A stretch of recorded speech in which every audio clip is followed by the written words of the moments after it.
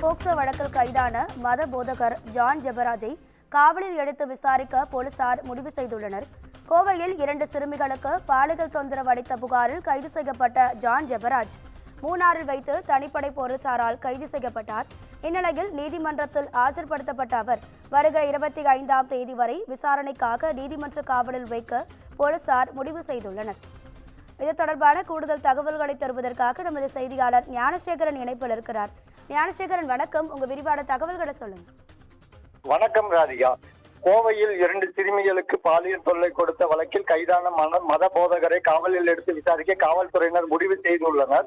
தென்காசி மாவட்டத்தைச் சேர்ந்த ஜான் ஜெபராஜ் கிறிஸ்தவ மத போதகர்.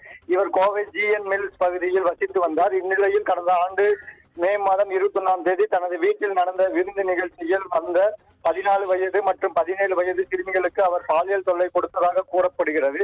இதுகுறித்து சிறுமிகளின் பெற்றோர் கோவை காட்டூர் அனைத்து மகளிர் காவல் நிலையத்தில் புகார் அளித்தனர்.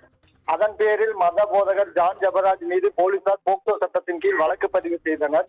இதை அறிந்து தலைமறைவானார். அவரை பிடிக்க தனிப்படை அமைக்கப்பட்டு போலீசார் தீவிர தேடுதல் வேட்டையில் நடத்தினர். தொடர்ந்து கேரளா மாநிலம் மூணாறில் தலைமறைவாக இருந்த ஜான் ஜெபராஜை தனிப்படை போலீசார் கைது செய்தனர். பின்னர் அவர் கோவைக்கு அழைத்து வந்து நீதிபதி முன்னிலையில் அவரை ஆஜர்படுத்தி வருகின்ற 25ஆம் தேதி வரை ஜான் ஜெபராஜுக்கு நீதிமன்ற காவலில் கோவை மத்திய சிறையில் அடைத்துள்ளனர்.